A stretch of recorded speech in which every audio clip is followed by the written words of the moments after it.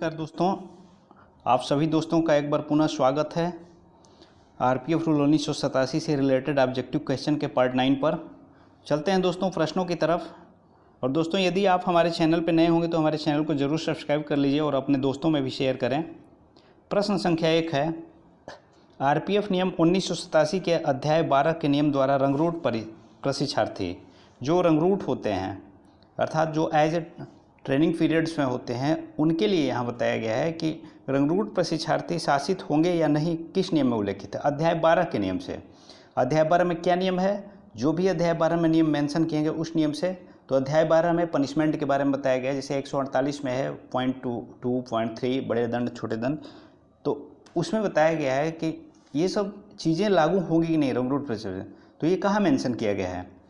तो ये अध्याय 12 में नहीं मेंशन किया, अध्याय 11 में मेंशन किया गया है। तो उसमें किस पॉइंट में मेंशन किया गया है? रूल 132.2 में। ये दूसरा ऑप्शन है रूल 133.2 और तीसरा ऑप्शन है रूल 133.4 और लास्ट ऑप्शन है रूल 133.5। ये इम्पॉर्टेंट होगा जब भी कोई बल सदस्य रंगरूटी में आता है, ट्रेनिंग के पीरियड के दौरान होता है, तो उसे ये मालूम होना चाहिए कि क्या वो सारे नियम हमारे ऊपर लागू होंगे जो अदर बल सदस्य पे लागू होते हैं, जो 2 साल का प्रोविजन पीरियड खत्म करने के बाद हो जाते हैं। तो देखिए, वह 133 जो है निलंबन से संबंधित है। निलंबन के बारे में रूल 133 में बताया गया। लेकिन फर्स्ट ऑप्शन है 132.2, तो इसी में बताया गया है कि बल सदस्यों पे लागू होगा और उन पर लागू नहीं होगा जो रंगरूट हैं, जो एज ट्रेनिंग में हैं, उन पर लागू नहीं होगा, ये बताया गया 132.2 में। तो इसका राइट आंसर होगा 132.2, क्योंकि 133.2 में क्या बताया गया है?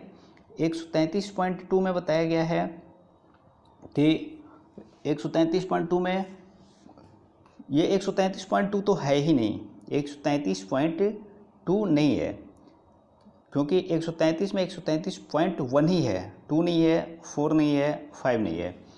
तो इस क्वेश्चन का अर्थ होगा, उत्तर होगा 132.2 राइट आंसर होगा। चलते हैं दोस्तों अगले प्रश्न पे। प्रश्न संख्या 2 है, असाधारण परिस्थितियों में एक निरीक्षक हेड कांस्टेबल व इसके नीचे के रैंक के बल सदस्य को निलंबित कर सकते हैं, उल्लेखित है। तो यहाँ नियम भी पूछ रहा है कि किस नियम में उल्लेखित है? असाधारण परिस्थितियों में। साधारण परिस्थितियों में नहीं, असाधारण परिस्थितियों में निरीक्षक एक अवर अधिकारी व उसके नीचे के बल सदस्यों को निलंबित कर सकते हैं। ये किस नियम में दिया गया? तो ये 133.1 में दिया गया है। निलंबन तो 133 में ही है, तो 0.1 में ही दिया गया है और 0.2, 0.4, 0.5 है नहीं। 133 में निलंबन से संबंधित बस एक ही पॉइंट है, 133.1। चलते हैं दोस्तों अगले प्रश्न पे।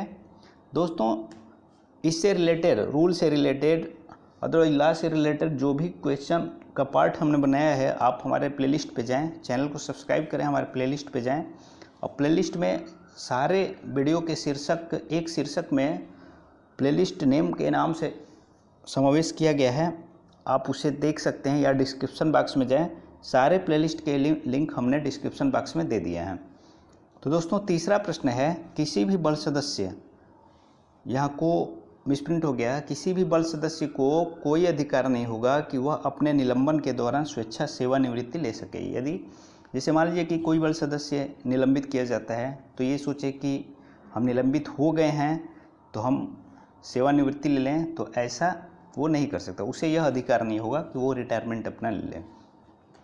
तो ये कहीं ना कहीं रूल में तो मेंशन किया गया होगा, तो कहाँ मेंशन किया गया है? देखिए 133 है फर्स्ट ऑप्शन में, तो 133 में तो निलंबन है, और दूसरा ऑप्शन है 143। 143, तो 143 में दिया गया है कि जो भी बल सदस्य निलंबित होंगे तो निलंबन के दौरान उनका क्या उत्तरदायित्व होगा, ये बताया गया है 143 में। तीसरा ऑप्शन है 144, तो 144 में ही बताया गया है कि किसी भी बल सदस्य को यह अधिकार नहीं होगा कि वह अपने निलंबन के दौरान अपना स्वेच्छा, अपनी इच्छा से सेवानिवृत्ति ले सके। तो इसका राइट आंसर होगा तीसरा। तीसरे पे हम ट्रिक करते हैं, तीसरा राइट आंसर। और 145 में क्या है? बल सदस्यों के लिए आचार संहिता के बारे में बताया गया। 145 भी बहुत इंपॉर्टेंट है। चलते हैं दोस्तों अगले प्रश्न पे। प्रश्न संख्या 4 है, यदि कोई बल सदस्य पर्याप्त कारण के बिना बिना कारण के कोई किसी को गिरफ्तार करता है। पर्याप्त कारण के बिना कहने का मतलब वही है कि बिना कारण के अनायास किसी को परेशान करने के लिए कोई बल सदस्य किसी व्यक्ति को गिरफ्तार करता है तो वह आचार संहिता के नियम का उल्लंघन करता है। जो आचार संहिता के बारे में बताया गया है कि तो वहाँ पे कौन से नियम का उल्लंघन होता है, 146 में ही आचार संहिता के उल्लंघन के बारे में बताया गया है। कई पार्ट हैं उसमें, कई पॉइंट में मेंशन किए गए हैं। तो देखिए 146.8 है दूसरा ऑप्शन है, तो 146.8 ही इसका राइट आंसर होगा। पर्याप्त कारण के बिना किसी व्यक्ति को गिरफ्तार करना ना, तो 146.8 ही राइट आंसर होगा। क्योंकि 146.5 में बल सदस्यों से औचार से संबंध दिया है। जैसे किसी बल सदस्य से के साथ आप गाली गलौज करते हैं, दुर्व्यवहार करते हैं, तो 146.5 का उल्लंघन करते हैं। और 146.2 है कर्तव्य की यदि आप उपेक्षा करते हैं तो 146.2 है। और लास्ट ऑप्शन है रूल 146.3, यदि आप आदेशों की अवज्ञा करते हैं, जैसे कोई आदेश आपको दिया जाता है जो कि विधिपूर्ण आदेश हो तो उसकी अवज्ञा करते हैं, तो आप जो आचार संहिता का पालन करने का दिया गया है नियम में कि आप कोई भी बल सदस्य निम्नलिखित आचार संहिता को पालन करेंगे, उसमें सारे ये पॉइंट मेंशन किए गए, पॉइंट 1, पॉइंट 2, पॉइंट 3, पॉइंट 4, जैसे कि इस प्रश्न का उत्तर पॉइंट 8 है। तो उसी तरह से पॉइंट 3 में है कि आदेशों की अवज्ञा, कोई भी बल सदस्य उचित आदेशों के अपने सीनियर ऑफिसर को जो भी आदेश देते हैं उनकी अवज्ञा नहीं करेंगे, नहीं तो आपको 146.3 का दोषी माना जाएगा। चलते हैं दोस्तों अगले प्रश्न पे। प्रश्न संख्या 5 है, यदि कोई बल सदस्य अपने विधिपूर्ण गिरफ्तारी का प्रतिरोध करता है, जैसे विधिपूर्ण आपकी गिरफ्तारी होनी है, जैसे सुरक्षा न्यायालय जब गठित होता है तो उसमें गिरफ्तारी की जाती है, जैसे बल अभिरक्षा के तहत खुली गिरफ्तारी होती है, बंद गिरफ्तारी होती है, तो वह आरपीएफ नियम का अपराधी होगा। यदि आप अपने विधिपूर्ण गिरफ्तारी का प्रतिरोध करते हैं तो भी आप आरपीएफ नियम के किसी न किसी नियम के अपराधी तो होंगे ही। तो 147.8 के होंगे कि 147.9 के होंगे कि 147.3 के होंगे, या ऐसा नियम है जहां मेंशन किया गया वो इस ऑप्शन में नहीं दिया है, none of this last option है। तो आप दोषी होंगे 147.8 के, क्योंकि 147 में बताया गया है कि कर्तव्य से संबंधित जो भी बल सदस्य के अपराध होते हैं वो 147 में पॉइंट बाई पॉइंट मेंशन किए गए हैं। तो 147.8 में तो कायरता का दोषी होना है।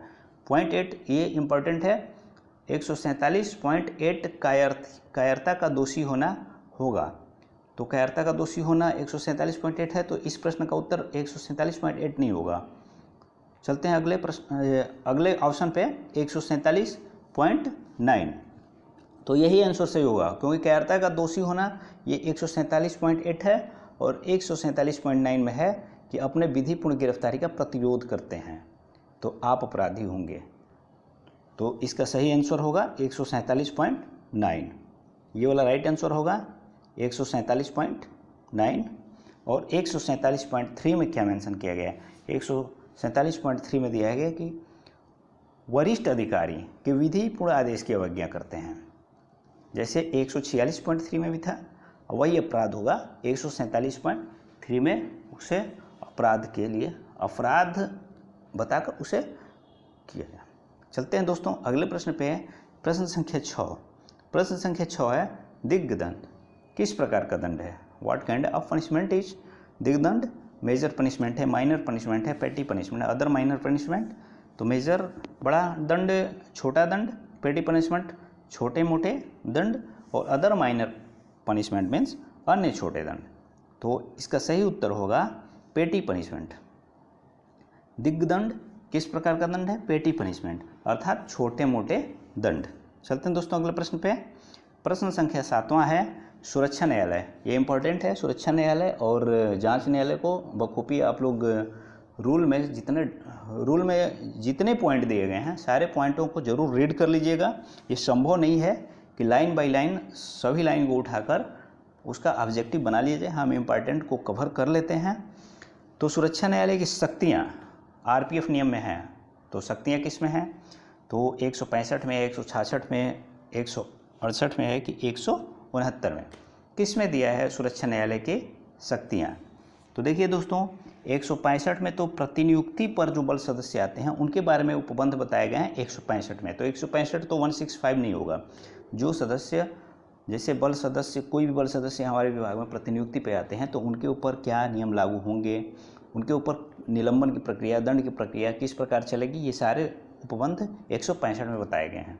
166 में क्या है, 166 में सेवा पुस्तिका में प्रविष्टि की जाएगी। किसकी प्रविष्टि की जाएगी, दंड की। जो भी पनिशमेंट आपको मिलते हैं आपको उसके बारे में बताया गया कि उसकी प्रविष्टि होगी 166 में बताया गया। और सुरक्षा न्यायालय की शक्तियाँ तो दिया है लेकिन गठन किस में दिया है, तो गठन है 168 में। ये वेरी वेरी इंपॉर्टेंट है, आप गठन को भी पढ़िएगा, सारे पॉइंट को पढ़िएगा। 168 में गठन के बारे में बताया गया है। तो ये बच रहा है यहाँ पे लास्ट ऑप्शन हमारा 169, यानी कि शक्तियाँ हमारा 169 में दिया है। सुरक्षा न्यायालय की शक्तियाँ 169 में, इस 169 इस राइट आंसर। चलते हैं दोस्तों अगले प्रश्न पे। प्रश्न संख्या 8 है, सुरक्षा न्यायालय दंड प्रक्रिया संहिता किस धारा के अर्थ में न्यायालय समझा जाएगा। दंड प्रक्रिया संहिता में 2 धाराएं हैं जिसके अर्थ में इसे भी न्यायालय माना जाएगा। तो सेक्शन 148(349) है। चलिए सीधे इसको आंसर को, क्योंकि इसके ऑप्शनों को डिफाइन नहीं करते हम, सीधे 2 ऑप्शन सही हो जाएगा। 345 एंड 346 के अर्थ में न्यायालय समझा जाएगा। इसे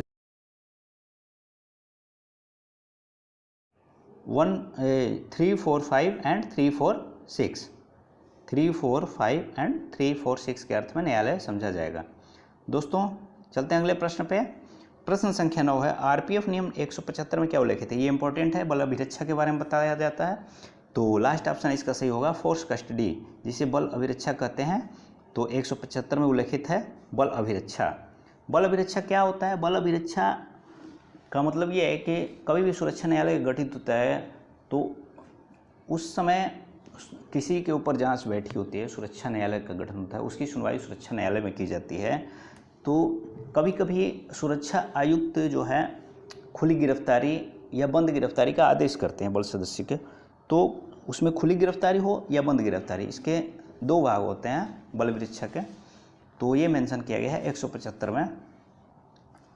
और विचारण के लिए परिसीमा काल, लिमिट टाइम फॉर ट्रायल, ये किस में है, तो ये दिया गया है आपके रूल 1987 के किस नियम में दिया गया है, 174 में दिया गया है, 174 में दिया गया है। विचारण के लिए परिसीमा काल मतलब जो भी ट्रायल होगा उसका टाइम क्या होगा उसके बारे में बताया गया है। और दूसरा ऑप्शन है पनिशमेंट। ये तो बहुत ही इंपॉर्टेंट है, यदि आप लोग अच्छी तैयारी कर रहे होंगे तो पनिशमेंट के बारे में जानते हैं ये किस नियम में मेंशन किया गया है। तीसरा ऑप्शन है आरोपों का अन्वेषण, इन्वेस्टिगेशन ऑफ चार्ज। तो ये 170 में है, इसे भी आप रीड करें।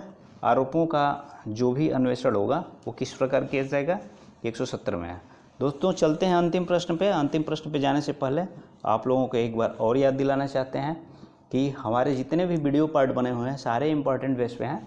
आप हमारे प्लेलिस्ट पे जाएं, हमारे वीडियो को देखें और अपने दोस्तों में भी शेयर करें।